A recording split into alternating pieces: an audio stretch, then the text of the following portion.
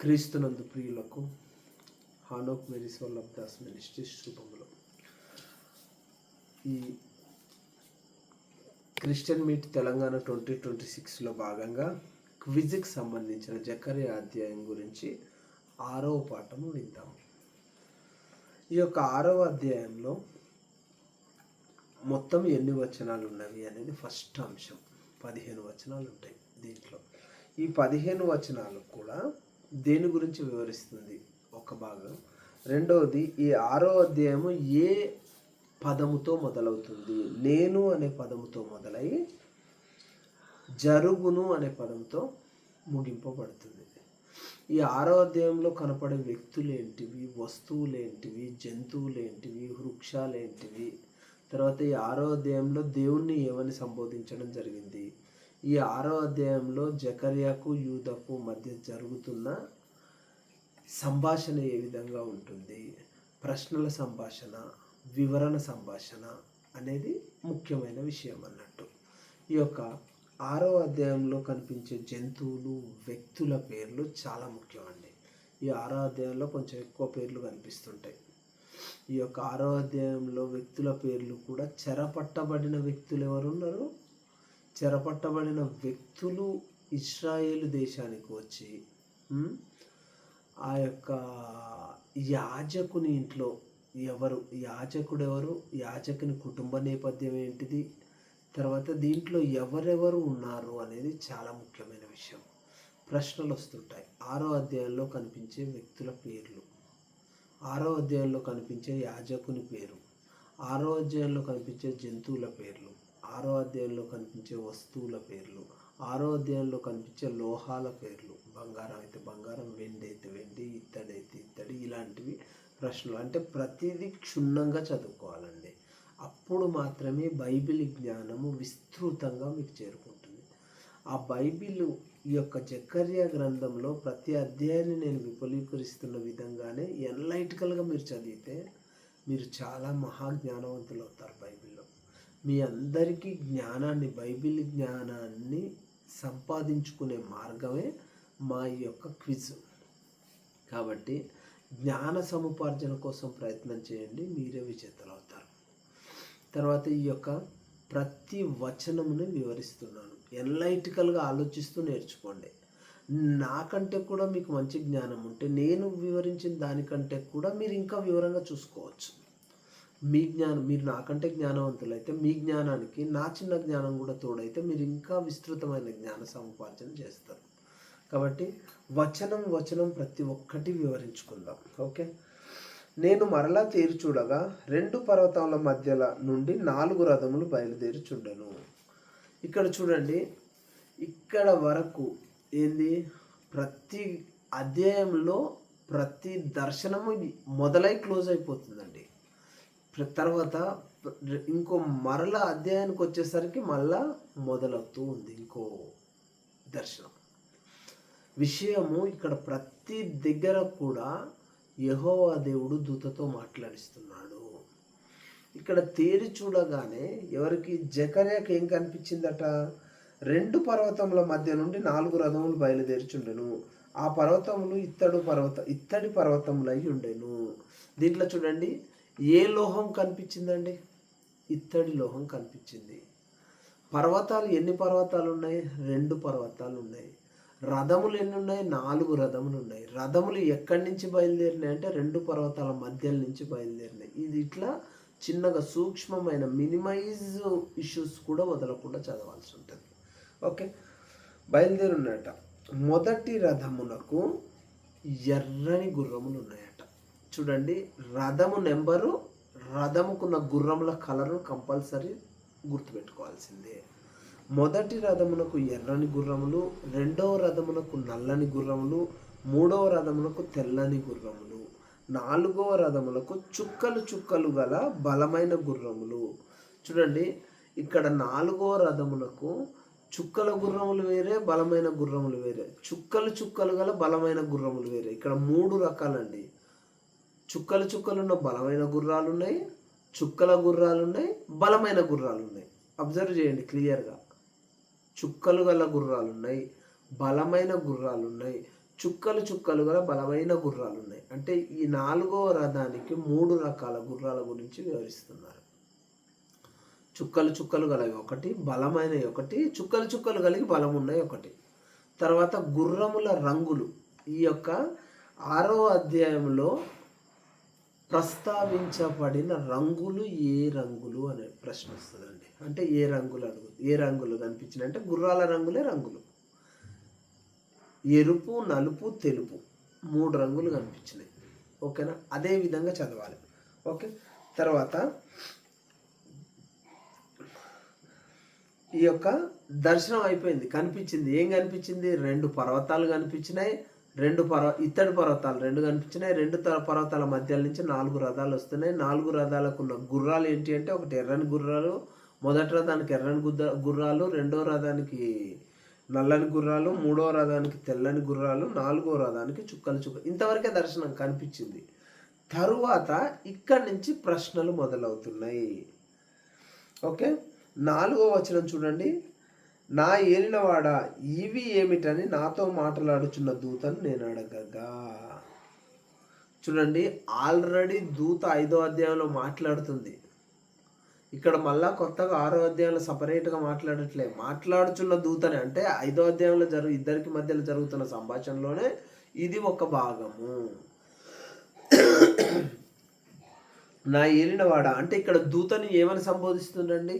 జకర్యా దూతను ఏమని సంబోధిస్తున్నా అంటే నా ఏలినవాడ అని సంబోధిస్తున్నా.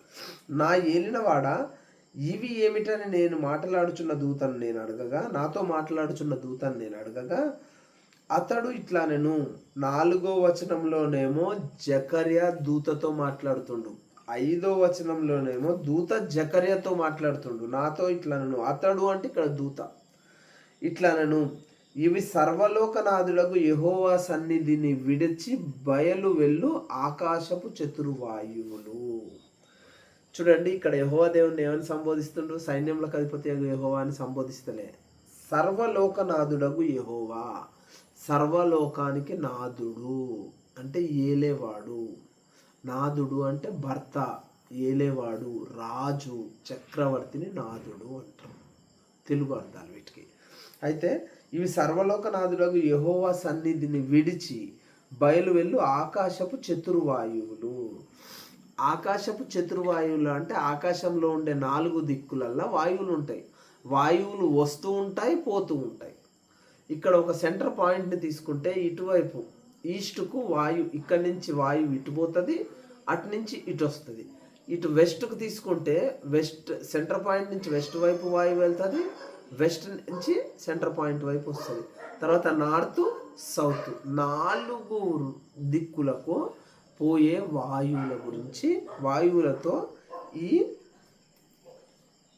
గుర్రపు రథాలని వాయువులతో పోలుస్తున్నారు. అవి ఎక్కడి నుంచి వస్తున్నాయట? యెహోవా దేవుని దగ్గర నుంచి వస్తున్నాయి. యెహోవా దేవుణ్ణి ఏమని సంబోధిస్తున్నాడు? సర్వలోకనాథులకు యెహోవా సన్నిధి నుంచి అని యెహోవా దేవుణ్ణి ఏమని సంబోధిస్తున్నారు? ప్రతి అధ్యాయంలో ముఖ్యమండి. తర్వాత వచ్చేసి నల్లని గుర్రములున్న రథములు ఉత్తరం దేశంలోనికి పోవచ్చున్నాయట. ఇది చాలా ఇంపార్టెంట్ అండి. ఏ రకం గుర్రములు ఏ దేశంలోనికి వెళ్ళుచున్నవి అనేది వస్తుంది. నల్లని గుర్రాలు ఉత్తర దేశంలోనికి పోవచ్చున్నది. తెల్లని గుర్రములున్న రథములు వాటి వెంబడి పోవచ్చున్నవి. అయితే నల్లని గుర్రములు ఉత్తర దేశానికి వెళుతున్నవి. నల్లని గుర్రాలు గల రథమును వెంబడించుకుంటూ తెల్లని గుర్రాలు గల రథములు ఉత్తర దేశం వైపుకే వెళ్తున్నాయి. వెంబడిస్తున్నాయంటే అవి ఎక్కడ పోతే ఈ అక్కడికే పోతాయి. ఇక అవి ఒక వైపు ఈ ఒక వైపు. అంటే నలుపు తెలుపు గుర్రాలు 2 కూడా ఉత్తర దేశానికి వెళ్ళుచున్నవి అని అర్థం. అట్లాగే చదవాలి, అదే మీనింగ్ తోటి చదువుకోవాలి. చుక్కలు చుక్కలు గల గుర్రములు గల రథములు దక్షిణ దేశంలోనికి పోవచ్చున్నవి. చుక్కలు చుక్కలు గల గుర్రములు గల రథములు దక్షిణ దేశానికి పోతున్నావట. నల్ల ఏమో ఉత్తర దేశానికి, చుక్కలు చుక్కలు గలవేమో దక్షిణ దేశానికి పోవచ్చున్నవి. నేను చెప్పిన ఆల్రెడీ మీకు ఫస్ట్ గుర్రాల గురించి డిస్కస్ చేసేటప్పుడే 4వ రథం గురించి చెప్పిన గుర్రాలలో 3 రకాల సబ్ వెరైటీస్ ఉన్నాయి. చుక్కలు చుక్కలు గలవి, బలమైనవి, చుక్కలు చుక్కలు గల బలమైనవి 3 సబ్ వెరైటీస్ ఉన్నాయి. అబ్జర్వ్ చేయండి. ఇక్కడ అందుకనే ఏం చేస్తున్నాడు? చుక్కలు చుక్కలు గల గుర్రములు గల రథములు దక్షిణ దేశాల్లో. అక్కడనేమో చుక్కలు చుక్కలు గల బలమైన అని వచ్చింది, ఇక్కడనేమో చుక్కలు చుక్కలు గల రథాలు మాత్రమే దక్షిణ దేశానికి అదే విధంగా క్వశ్చన్ ఆన్సర్స్ చేసుకోవాల్సిందే, అదే విధంగా అర్థం చేసుకోవాలి. బలమైన గుర్రములు బయలు వెళ్ళి లోకమంతటా సంచరించ ప్రయత్నింపగా. ఇక్కడ చూడండి, అక్కడ నేను 4వ రథానికి సంబంధించినప్పుడు చెప్పిన గుర్రముల డిస్క్రిప్షను వేరియేషన్ ఇక్కడ మళ్ళీ మాట్లాడుతున్నాడు. చుక్కలు చుక్కల గల గుర్రములేమో దక్షిణ దేశానికి పోతున్నాయి, తర్వాత వచ్చేసి బలమైన గుర్రములేమో లోకమందంతటా సంచరించుటకు వెళుతున్నావట. ఓకే, లోకమందంతటా సంచరించ ప్రయత్నించగా ఇక్కడ చూడండి అవి ప్రయత్నిస్తున్నాయి పోట్లే. ఇంకా ఏవి? బలమైన గుర్రాలు లోకమందంతటా సంచరించడానికి ప్రయత్నం చేస్తున్నాయి కానీ సంచరించట్లే. ఓకే, అప్పుడు యెహోవా దేవుడు చెప్తున్నాడు, ఇక్కడ క్లియర్గా అబ్జర్వ్ చేయండి. పోయేటప్పుడు మిడిల్ స్కోర్ ఉంటారు, అండర్ స్కోర్ కాదు, మిడిల్ స్కోర్ ఉంటుంది. అంటే దాని ఉద్దేశం ఏంటి అంటే ఎవరో ఒకరు చెప్తున్నారని అర్థం. అంటే తెలుగులో కామాకు, ఫుల్ స్టాప్కు, యాక్సిలరేటర్ మార్కు, అండర్ స్కోర్కు, అప్పర్ స్కోర్కు, మిడిల్ స్కోర్కు, డాట్స్కు చాలా మీనింగ్ ఉంటుంది. ఇక్కడ మిడిల్ స్కోర్ దాని మీనింగ్ ఏంటంటే ఎవరో ఒకరు చెప్తున్నారు అన్నట్టు. చూడండి, పోయి లోకమందంతటా సంచరించుడని అతడు సెలవిచ్చెను గనుక అవి లోకమందంతటా సంచరించుచుండెను. పోయి లోకమందంతటా సంచరించుడని అతడు సెలవిచ్చెను గనుక అవి లోకమందంతటా, అంటే ఎవరో చెప్తున్నారు. నేను చెప్పాను కదా మిడిల్ స్కోర్ ఉంది అంటే దాని ఉద్దేశం ఎవరో చెప్తున్నారు అది. అంటే అతడు అంటే ఇక్కడ యెహోవా దేవుడు అండి.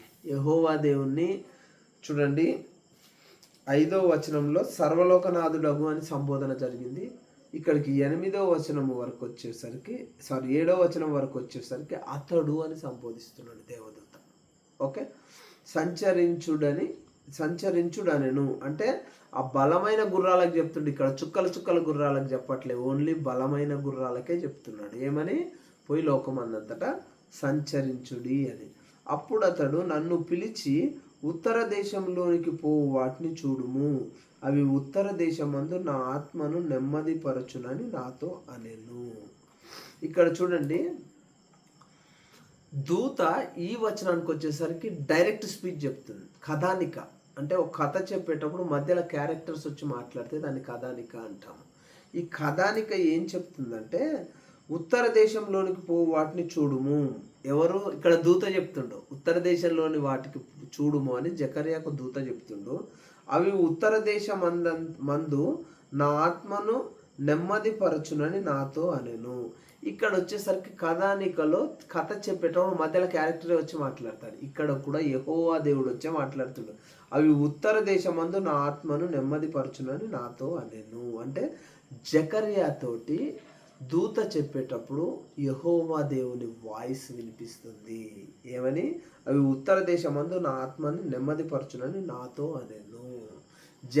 దూత చెప్తుంటే, దూత కథానిక చెప్తుంటే క్యారెక్టర్ వచ్చింది మధ్యలో.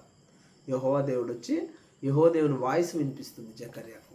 ఓకే, అవి ఉత్తర దేశమందు, అవి ఉత్తర దేశంలోని నన్ను పిలిచి ఉత్తర దేశంలోనికి పోవు వాటిని చూడుము. అంటే ఇది ఉత్తర దేశంలోనికి పోయిన ఏంటి? నల్లని గుర్రములు గల రథము.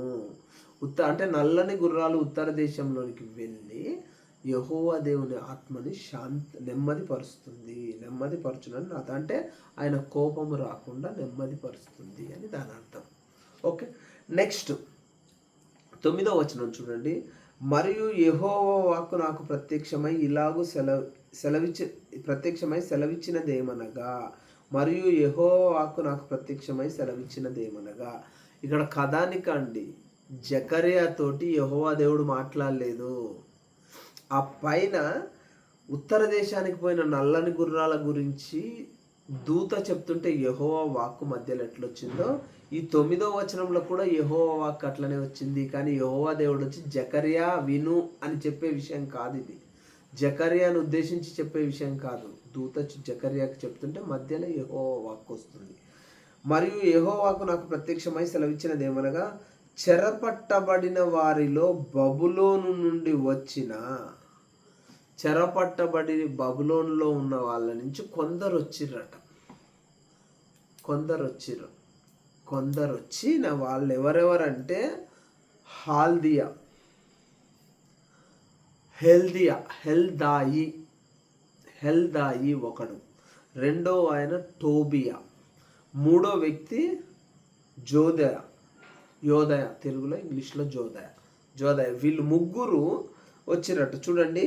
నుండి చెరపట్టబడిన బబులోను నుండి వచ్చిన హెల్దాయి, టోబియా, యోదయ అనువారు జఫన్యా కుమారుడగు యోషియా ఇంట దిగి ఉన్నారు.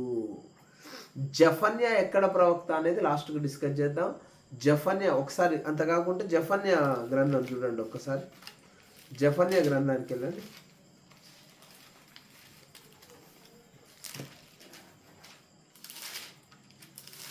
జఫన్యా గ్రంథం చూడండి.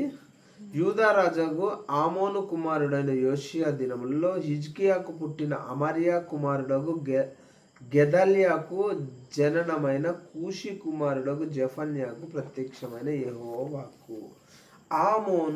ఆమోను ఎప్పుడు పరిపాలన చేసిండో సంవత్సరం చూద్దాం ఒకసారి, క్లియర్గా అర్థం కావాలంటే.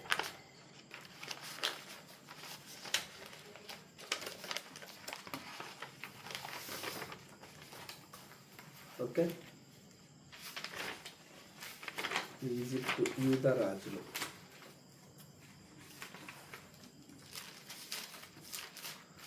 జఫన్యా, ఆమోను.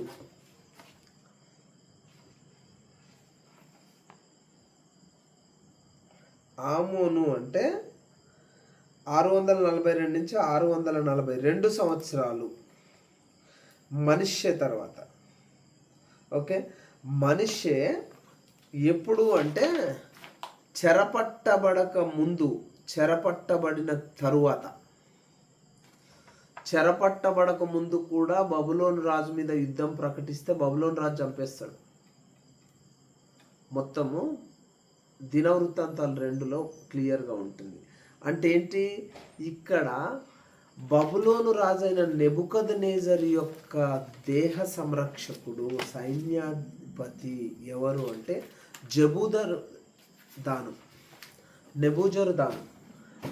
నెబుకద్నెజరు యొక్క దేహ సంరక్షకుడు, సైనికాధికారి నెబూజరదాను యెరూషలేము పట్టణాన్ని, దేవాలయాన్ని కూలగొట్టిన తర్వాత అక్కడ ద్రాక్ష తోటలను పెంచడానికి జనాలను ఉంచారు. ఆ జనాలకు ఉన్న ప్రవక్త జఫన్యా, అంటే దేవుని సేవకుడు జఫన్యా. అక్కడ ఉన్న అంటే శేషించబడిన జనాలలో జఫన్యా కుటుంబం ఉన్నది. ఈ జఫన్యా కుటుంబానికి, జఫన్యా కొడుకు దగ్గరికి ఎవరు వచ్చిరట? జఫన్యా కొడుకు దగ్గరికి ఎవరు వచ్చిరు? ఒక్క నిమిషం. జఫన్యా కొడుకు దగ్గరికి ఎవరు వచ్చిరంటే టోబియా, యోదాయ, హెల్దాయి ముగ్గురు ఎక్కడి నుంచి? బబులోను దగ్గర నుంచి వచ్చి ఎవరింట్లో దిగినరు? జఫన్యా కుమారుడైన యోషియా ఇంట దిగి ఉన్నారట. ఎవరికి చెప్తారు ఈ విషయము? దూత జకర్యాకు చెప్తుంది. వాళ్ళు ముగ్గురు అక్కడి నుంచి వచ్చిరయ్యా, పలానా ఆయన ఇంట్లో దిగిర్రు, పలానా జఫన్యా కుమారుని ఇంట దిగిర్రు అని చెప్తుండ్రు. ఇంట దిగి ఉన్నారు. వారు చేరిన దినముననే నీవు ఆ ఇంటికి పోయి, వాళ్ళు ఏ రోజైతే వస్తారో ఆ రోజే నువ్వు జఫన్యా కొడుకు యోషియా ఇంట్లో దిగాలి అని చెప్తున్నాడు. వాళ్ళు దిగిన రోజు నువ్వు యోషియా ఇంటికి వెళ్ళి, ఇంటికి పోయి వారిని అడిగి వెండి బంగారంను తీసుకొని కిరీటము చేసి, ఓకే, ఈ ముగ్గురు చెరపట్టబడి బబులోను దేశంలో నుంచి, బబులోను రాజ్యంలో నుంచి శేషించిన జనాలున్న ఇజ్రాయేలు దేశానికి వచ్చి జఫన్యా కుమారుని ఇంట్లో వాళ్ళు దిగుతారు. నువ్వు అక్కడికి వెళ్ళి వాళ్ళ దగ్గర నుంచి వెండి బంగారాలు తీసుకొని కిరీటాన్ని జయించమని చెప్తుండు.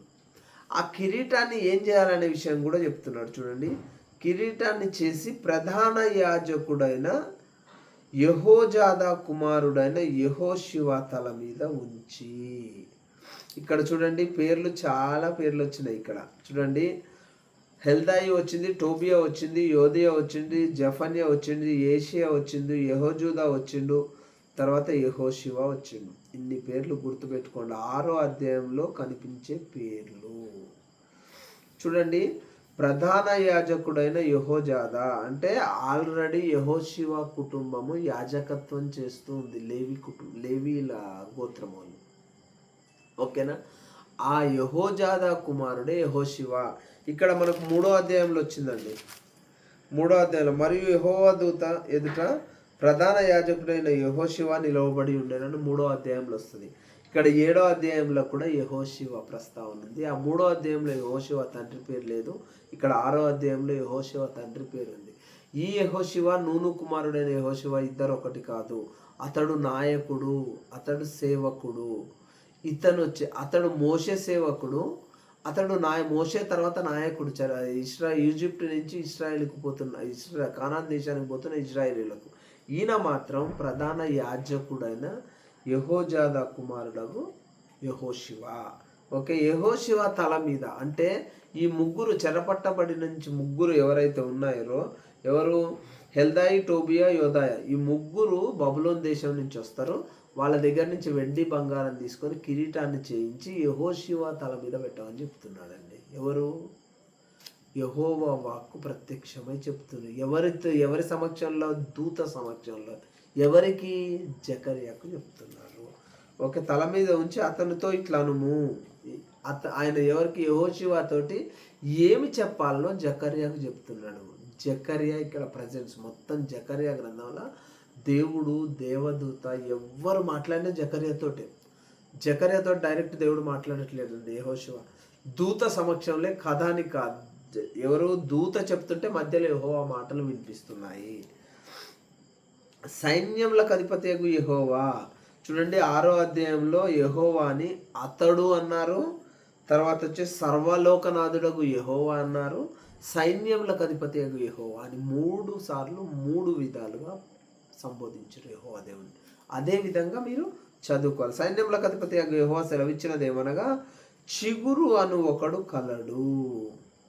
చిగురు అను ఒకడు కలడు. చిగురు అనే పేరు ఇంకా ఏ అధ్యాయంలో వచ్చిందంటే 3వ అధ్యాయంలో వచ్చింది. యెహోషువ ఏ అధ్యాయంలో వచ్చిందంటే 3వ అధ్యాయంలో వచ్చిండు. ఓకేనా. కాబట్టి చిగురు అను ఒకడు కలడు, అతడు తన స్థలములో నుండి చిగుర్చును. యాక్చువల్గా దీన్ని మనము యేసుక్రీస్తుకు సాదృశ్యకంగా చూడొచ్చు. కానీ యేసుక్రీస్తుకు సాదృశ్యకంగా చూసేదానికి దీంట్లో ఇంకా ఎవరికి సాదృశ్యంగా చూడాలో కూడా జరుగుతుంది. ఒక్కసారి చూడండి. అతడు తన స్థలములో నుండి చిగుర్చును, అతడు యెహోవా ఆలయమును కట్టును. చూడండి, యేసుక్రీస్తు ప్రభువారు ఆలయాన్ని కూలగొట్టి 3 దినాలలో కడతా అన్నాడు. యెహోవా ఆలయాన్ని కట్టును. ఇవే దానికి కొత్త నిబంధనకు పాత నిబంధనకు ఉన్న రిలేషన్స్. ఓకే, అతడు యెహోవా ఆలయమును కట్టును, అతడే యెహోవా ఆలయమును కట్టును. 2 సార్లు వచ్చిందండి. అతడే యెహోవా ఆలయమును కట్టును, చిగుర్చును, అతడు యెహోవా ఆలయమును కట్టును. 2 సార్లు వచ్చిందండి. 6వ గ్రంథంలో 2 సార్లు ప్రస్తావించబడిన వాక్యము ఏది? వాక్యము తెలుగులో వాక్యం వేరే, మన బైబిల్ ప్రకారం వాక్యం వేరే.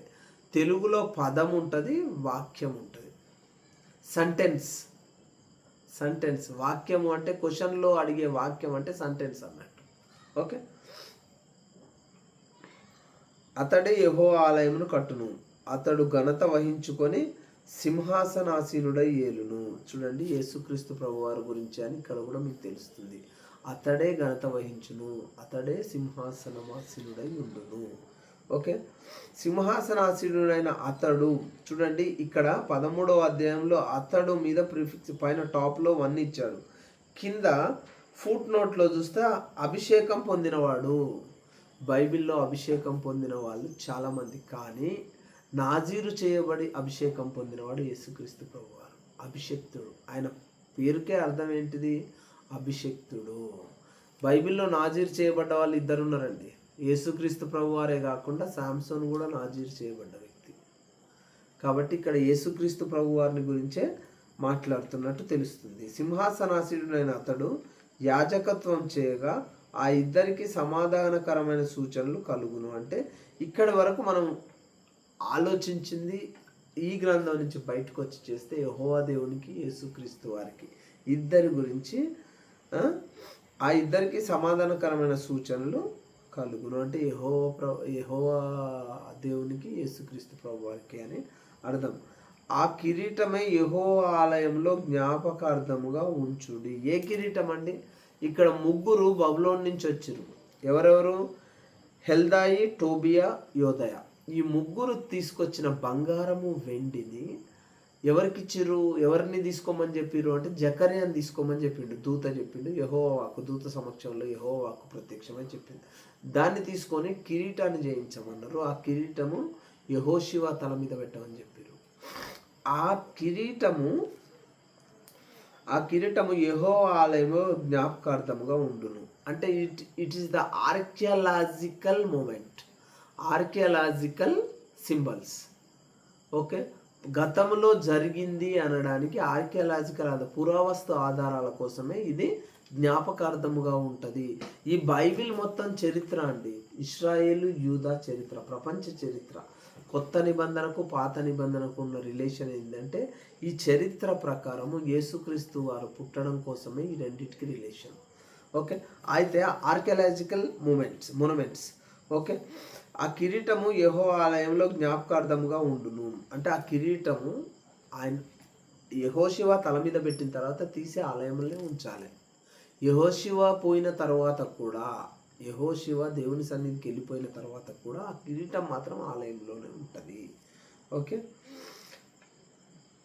అక్కడ పైన ప్రస్తావించబడిన పేర్లండి హేలేమునకు, టోబియాకును, యోదయాకును, జఫన్యా కుమారుడైన హేనునకును ఉండును. జ్ఞాపకార్థముగా అంటే ఎవరు ఇక్కడ పైన చూడండి, హెల్దాయి, టోబియా, యోదయ అనువారు ఎక్కడ దిగిర్రు? జఫన్యా కుమారుని ఇంట్లో దిగిర్రు. ఇక్కడ జఫన్యా కుమారుని ఫస్ట్ 10వ వచనంలో యోషియా అన్నారు. ఇక్కడ 14వ వచనంకి వచ్చేసరికి హేను అంటున్నారు. ఇక్కడ బైబిల్లో చూడండి, కుమారులను కూడా, మొదటి కుమారుని, రెండో కుమారుని కూడా కుమారులనే చెప్తున్నారు. ఎందుకు అంటే ప్రతి దగ్గర రాజుల్ని చూడండి, ఈయన కుమారుడు ఆయన అని ఉంటాడు, కానీ ఆయన కుమారుడు కాదు, వాస్తవంగా తాతనో ముత్తాత అంటే మనవడో మునిమనవడో అయి ఉంటాడు చారిత్రక ఆధారాల ప్రకారం. కాబట్టి ఇక్కడ ఏంది, జఫన్యా కుమారుడైన హేనునకు ఉండును. అయితే అది ఆలయములో జ్ఞాపకార్థంగా ఉంచితే, పురావస్తు జ్ఞాపకార్థంగా ఉంచితే వీళ్ళ నలుగురికి కూడా జ్ఞాపకార్థంగా ఉంటుంది. అంటే దాన్ని చూసినప్పుడు దీనికి సంబంధించిన వెండి బంగారాలు పలానా చెరపట్టబడిన ఇజ్రాయేలీలు బబులోను దేశంలో నుంచి పలానా ముగ్గురు వచ్చి, హెల్దాయి, టోబియా, యోదయ అనే ముగ్గురు వచ్చి జఫన్యా కుమారుని ఇంట్లో, యోషియా ఇంట్లో ఉన్నారు. ఆ యోషియా కుమారుడో లేకుంటే యోషియా తమ్ముడో హేను వీళ్ళు ఉన్నారు అని వీళ్ళ పేర్లు కూడా ప్రస్తావన జరుగుతుంది. అంటే వీళ్ళకు కూడా జ్ఞాపకార్థంగా ఉంటారు. ఆ కిరీటాన్ని దేవుని ఆలయంలో ఉంచితే ఉంటారని. దూరంగా ఉన్నవారు వచ్చి యెహోవా ఆలయంను కట్టుదురు. దూరముగా అంటే చెరలో ఉన్న వాళ్ళు అంటే ఎక్కడ చూడండి, ఇక్కడ ఈ ముగ్గురు బబులోను దేశం నుంచి అన్నారు, కానీ మాదీయ సామ్రాజ్యం నుంచా లేకుంటే ఈ పారసిక సామ్రాజ్యం నుంచా అని చెప్పలే. అర్థమవుతుందా? కాబట్టి బబులోన్ అన్నారు. వీళ్ళు యెహోవా ఆలయంను కట్టుదురు. ఎవరు దూరంగా ఉన్నవారు వచ్చి యెహోవా ఆలయంను, దూరంగా అంటే బబులోను దేశంలో ఉన్నవాళ్ళు, పారసిక రాజ్యంలో మాదీయ రాజ్యంలో ఉన్న వాళ్ళు వచ్చి ఇశ్రాయేలు దేశంలో, యూదా దేశంలో యెహోవా ఆలయాన్ని పునర్నిర్మిస్తారు. యెహోవా ఆలయానికి పునర్నిర్మాణం చేసే వ్యక్తులలో పునాది వేసే వ్యక్తి ఎవరండి? జెరుబ్బేలు. వాళ్ళు దూరం నుంచి వచ్చి యెహోవా ఆలయాన్ని కడతారు. అప్పుడు యెహోవా నన్ను మీ యొద్దకు పంపి ఉన్నాడని మీరు తెలుసుకొందురు. అయితే ఆలయాన్ని దూరం నుంచి వాళ్ళు వచ్చి కడితే, అదే జెరుబ్బేలు గురించి డిస్కషన్ వచ్చేటప్పుడు కూడా ఆయన అది ఆలయము పునాది వేస్తే అప్పుడు మీరు నమ్ముతారు, దేవుడే నన్ను మీ దగ్గరికి పంపిండని అంటారు అని దూత చెప్పిండు. ఇక్కడ కూడా అదే చెప్తున్నాడు. దూరంగా ఉన్నవారు వచ్చి యెహోవా ఆలయంను కట్టుదురు, అప్పుడు యెహోవా నన్ను మీ యొద్దకు పంపినని మీరు తెలుసుకుందురు. అంటే ఈ దర్శనంలో జరిగిన విషయాలన్నీ జరిగితేనే మనిషి నమ్ముతాడు. మనిషి అనాది కాలం నుంచి ఈ రోజు వరకు కూడా ప్రతిదీ అనుమానాస్పదంగా ఉంటాడు. ఇక్కడ క్లియర్ కావాలంటే ఏంటి? ఆయనకు దర్శనంలో కనిపించింది, ఇక్కడ జరగాలి, జరిగితేనే అప్పుడు నమ్ముతాం మనం.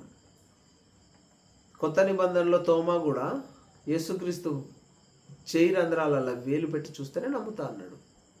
అట్లాగే మనం కూడా ఈ జరిగితేనే నమ్ముతాము. ఏదైనా దేవునికి ప్రార్థిస్తే అది దేవుడు నాకు ఇస్తేనే దేవుడు ఉన్నానని నమ్ముతా అనే వాళ్ళని చాలామంది ఉంటాం. అట్లాగే ఇక్కడ ఏంటి, దేవదూత ఏం చెప్తున్నాడు, దూరం నుంచి వచ్చి వాళ్ళ ఆలయం కడితే మీరు నన్ను నమ్ముతారు, దేవుడు నన్ను మీ దగ్గరికి పంపించిందని నమ్ముతారని చెప్తున్నాడు. మీ దేవుడైన యెహోవా మాట మీరు జాగ్రత్తగా ఆలకించిన యెడల ఇలాగు జరుగును. దేవుని మాట ఇంటేనే జరుగుతుంది. దేవుని మాట ఇంటేనే చెరలో నుంచి మీకు విడుదల దయచేయడం జరుగుతుంది. కాబట్టి మీరు దేవుని మాట ఆలకించుడి అని చెప్తున్నాడు. కాబట్టి ప్రతి విషయాన్ని నేను క్షుణ్ణంగా వివరిస్తున్నా అండి మీకు. కాబట్టి బైబిల్ యొక్క జ్ఞానాన్ని థరోగా నేర్చుకోండి. ప్రతిదీ పదము వివరిస్తున్నాను, విడతీసి ఎనలైటికల్గా వివరిస్తున్నాను. నా యొక్క ముఖ్య ఉద్దేశము, మా మినిస్ట్రీస్ యొక్క ముఖ్య ఉద్దేశం ఏంటంటే మీకు బైబిల్ జ్ఞానం క్షుణ్ణంగా తెలుసుకోవాలి, మీకు ఎక్కువగా జ్ఞానాన్ని సంపాదించుకోవాలి అనే ఒక్క కారణంతో మేము ఈ యొక్క క్విజ్ను పెట్టి 50,000 ప్రైజ్ కూడా పెట్టాము. డబ్బుల కోసం మీరు ప్రైజ్ మనీ గెలవాలన్న ఏకైక ఉద్దేశంతోటైనా బైబిల్ జ్ఞానాన్ని సంపాదిస్తారనే ఆశ మాది. కాబట్టి మీరు ప్రతిదీ క్షుణ్ణంగా ఎనలైటికల్గా చదివి బైబిల్ జ్ఞానాన్ని, విస్తారమైన జ్ఞానాన్ని సంపాదించుకుంటారని దేవుని నామంలో ఆశిస్తూ మీ వల్లభదాస్ మినిస్ట్రీస్.